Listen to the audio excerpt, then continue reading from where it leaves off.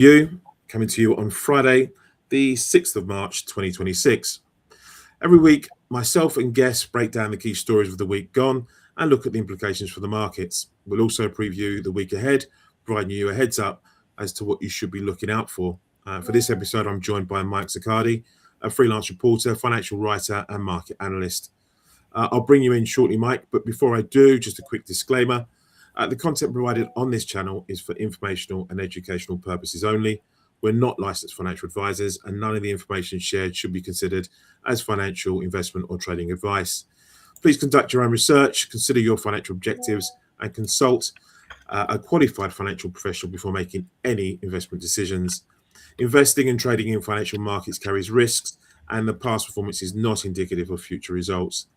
We are not responsible for any losses or gains that may result from following the content on this channel. With that out of the way, welcome, Mike. How are you? I'm well. How are you? Awesome. Thank you. Very well indeed, considering everything we've got going on around us. I want to look at what we've had over the last week, and obviously it's dominated by the Middle East conflict.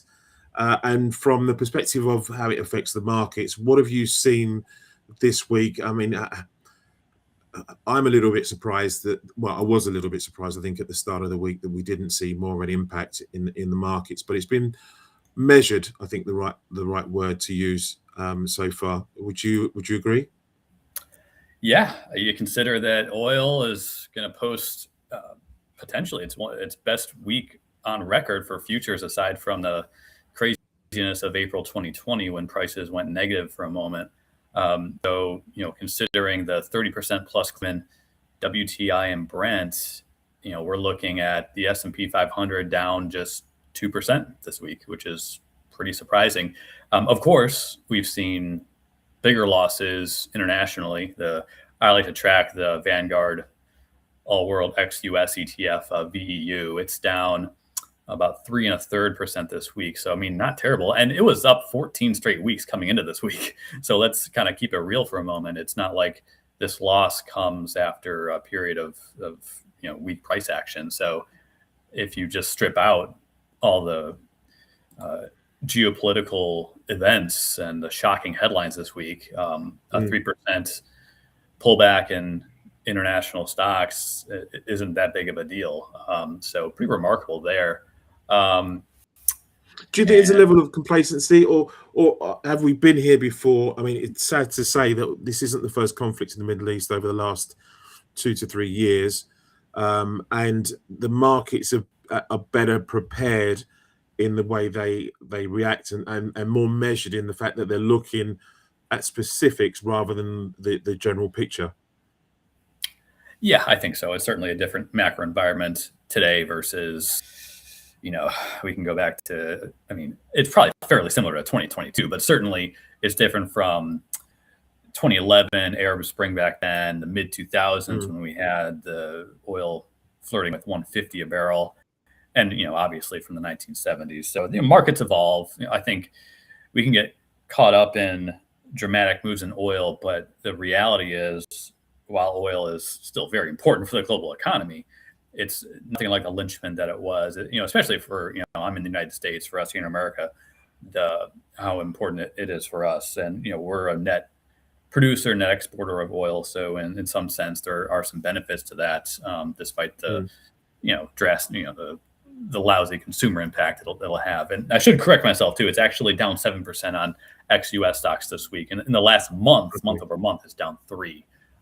But yeah, certainly some solid red across the globe this week to kick off March. But yeah, we're looking at, again, for the listeners in the States, with RBOB gasoline, which is the benchmark gasoline futures contract, that is now around $2.70 a gallon. And my rule of thumb is you can add about 95 cents to that to get the national average to about $3.65 or so in a few weeks. So a far cry from where we were in the wintertime. So that's going to eat into consumer spending. We'll see how the rest of the day unfolds ahead of the weekend. Yeah, I want to look at that, and we will look at that in part due to the jobs data we had out today of was it for an hour or so ago, hour and a half ago, We had some jobs data out, and we'll come to that in a second. But as an American living, in the States, what is the just in I guess general terms, what is the general mood at the moment around what's happening in the Middle East, and what the US and the Israelis have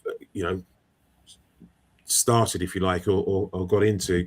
Is there a sense that this is that they think this is a short-term thing, and how's it affecting the mood? Really, it just trying to be non-political, but just generally speaking, from someone who lives in America, how's it been taken at the moment?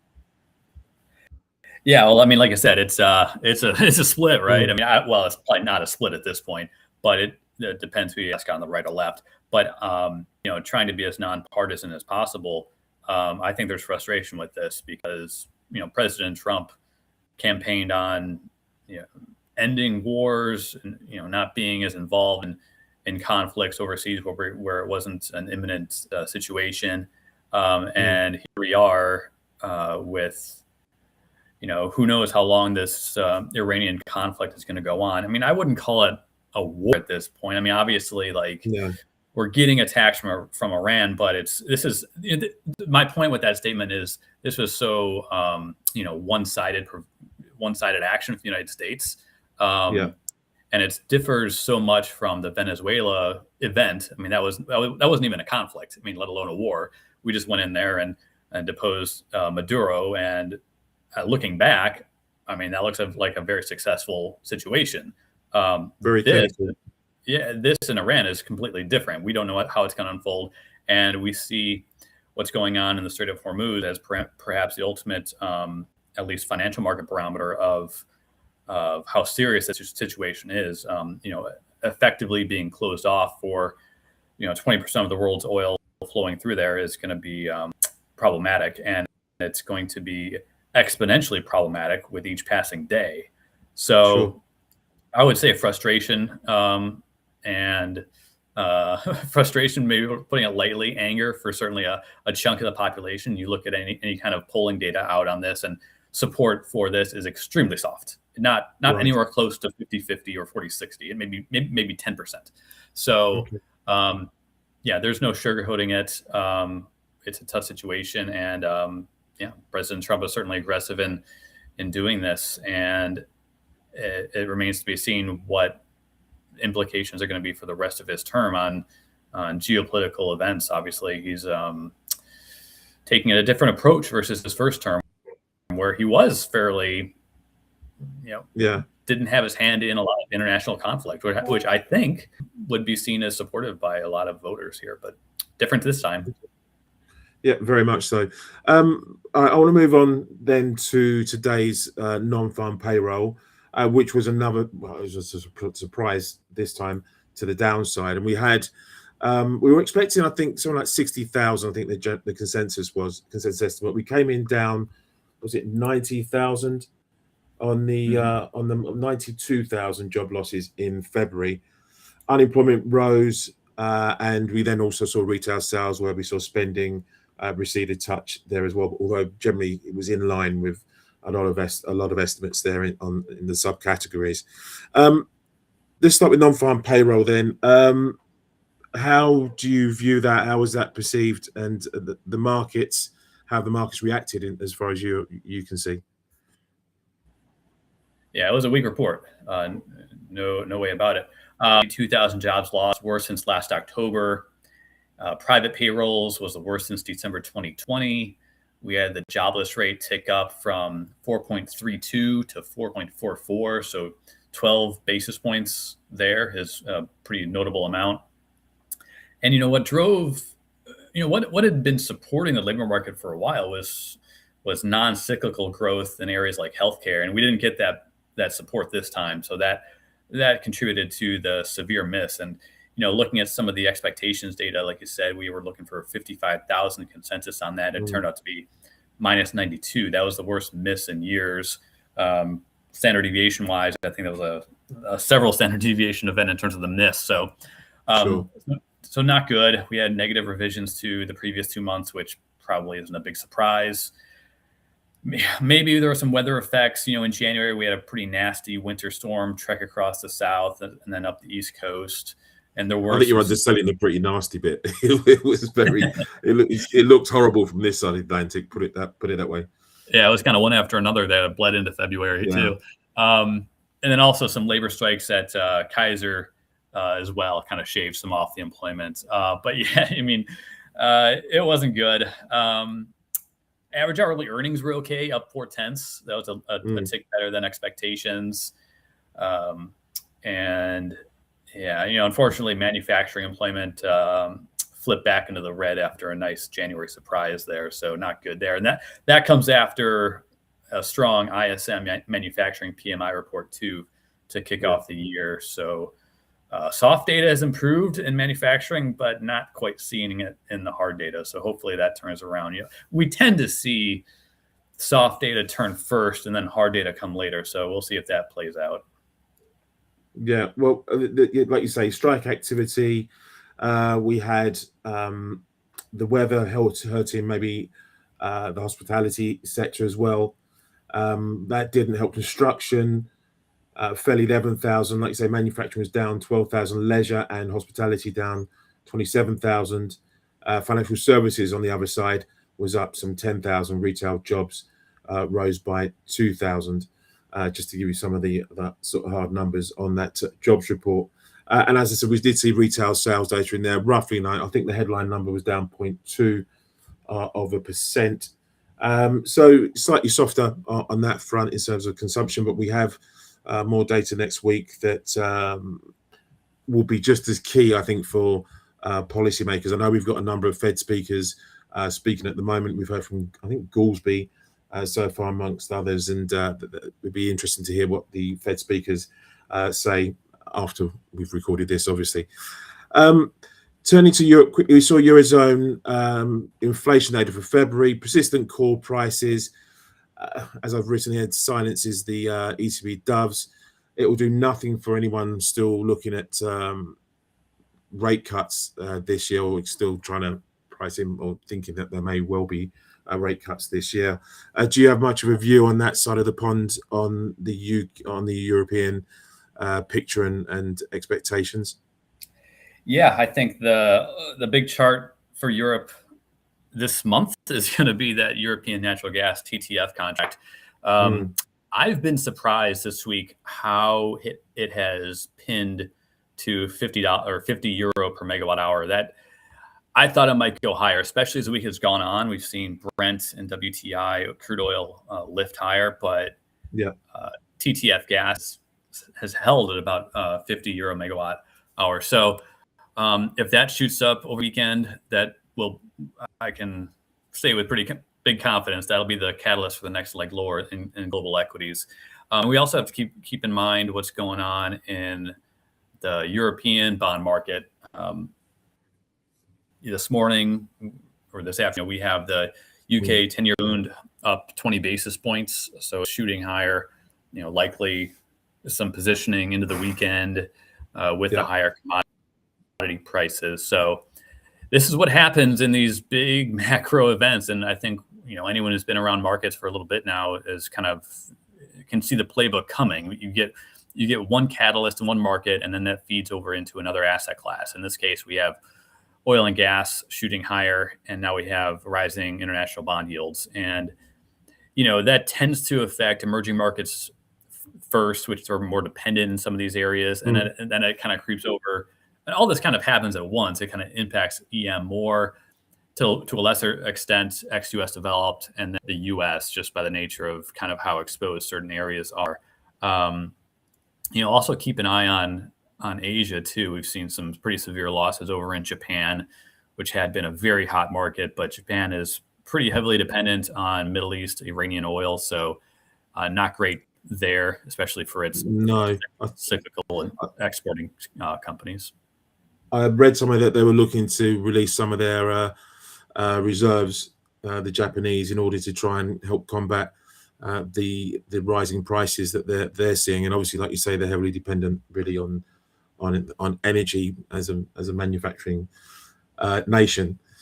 Just back to Europe, there's a note here from, who's this from? This is from, I think, ING. They said on Eurozone inflation, they project it to briefly head towards 2.5% over the Q2 period, and say that the US and UK, they reckon, will get back to 3%.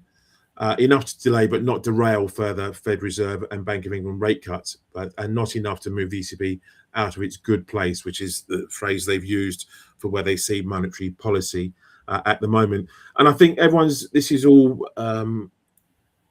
on the likelihood of a short conflict. So we're not going to call it a war, on the conflict being short, and a positive resolution. I know there was Greg Ip wrote a piece, and he kind of looked on the positive side for the energy market, suggesting that with a new regime in Venezuela that was more cooperative to global oil markets and demand, and if there is a regime change in Iran, potentially the same could happen there, and there'd be a bit of peace in the Middle East on that front, that this all could spell positively for the energy sector in terms of energy usage and bringing down prices. But again, there's a lot to play out yet, and we're not quite in the energy shock that we had maybe in 2022. But again, it's only 1 week into the latest conflicts, I guess. Let's go to the week ahead then, unless there's anything else you think of any note in the week gone that we've missed so far. I think that's pretty much covered. It's all really been about the conflict, so I think we can move on. So the week ahead, and again, it's will US and Israel have reached initial aims over the course of this week? Well, we've just heard in recent.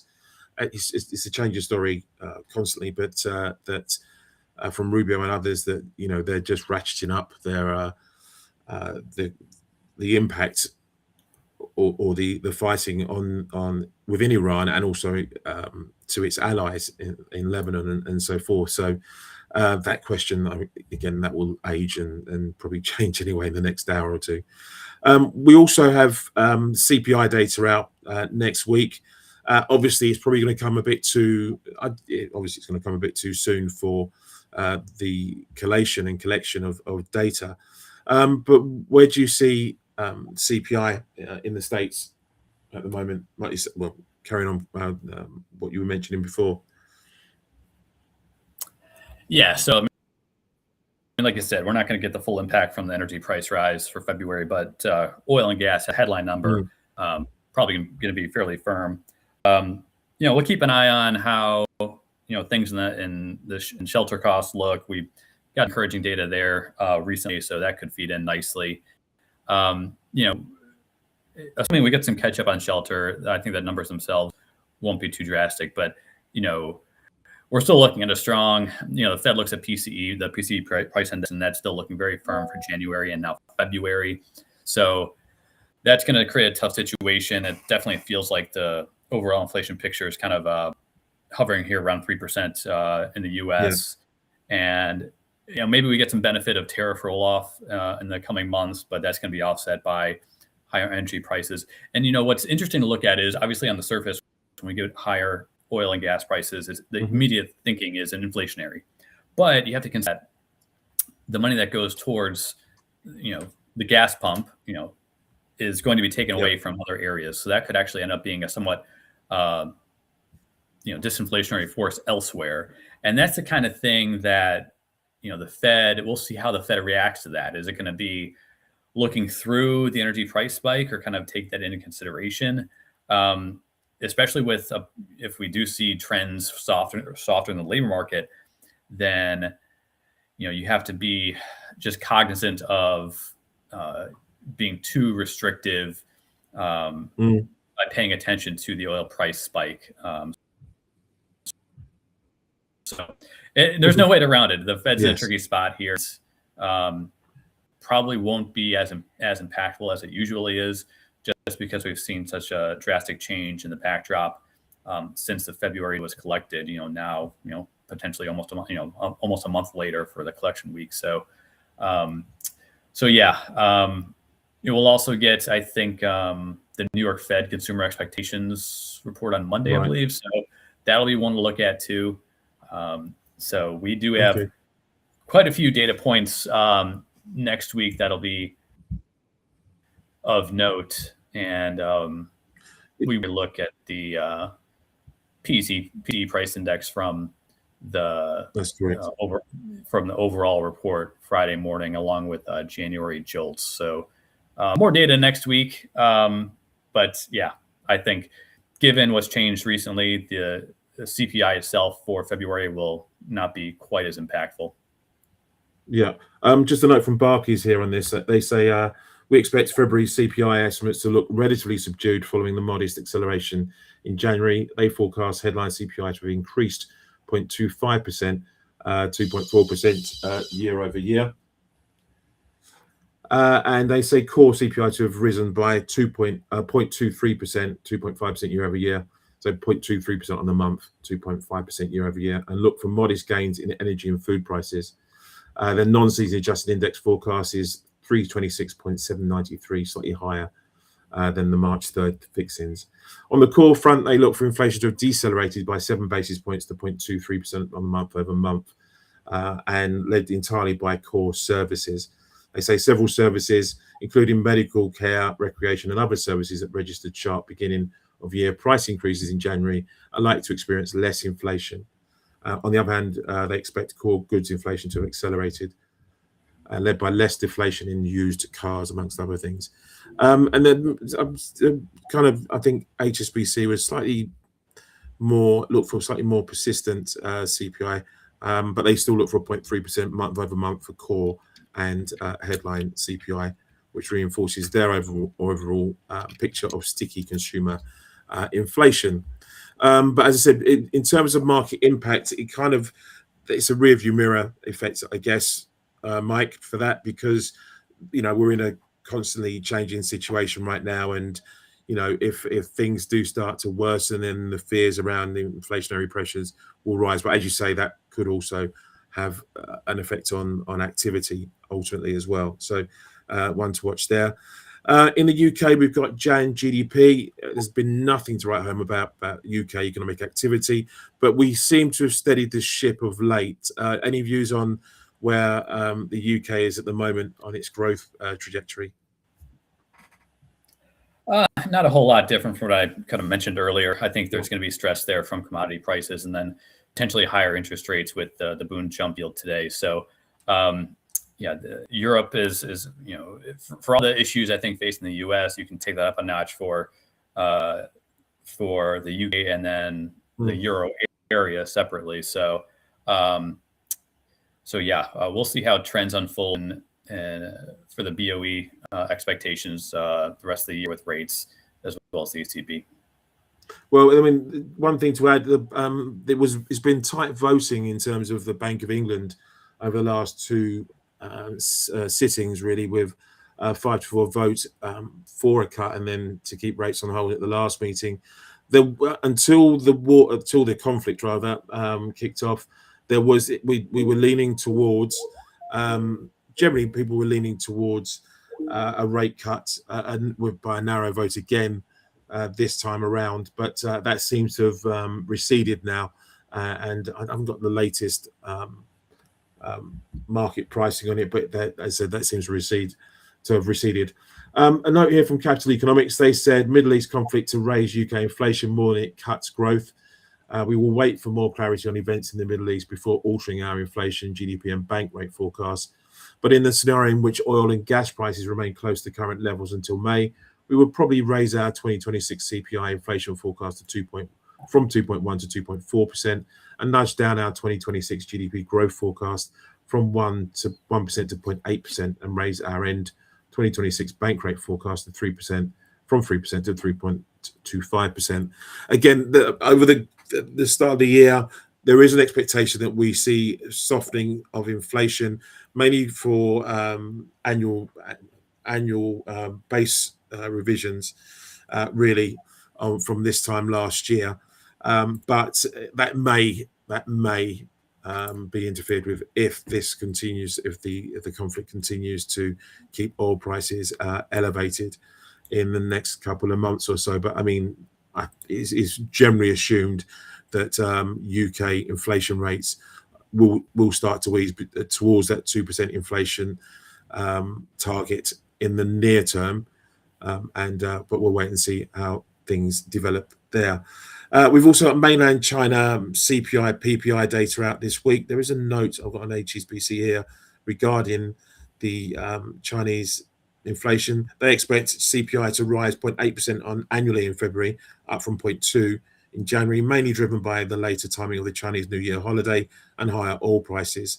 The slow decline in pork prices alongside the rise in international crude oil prices may reduce downward pressure on CPI, says the bank.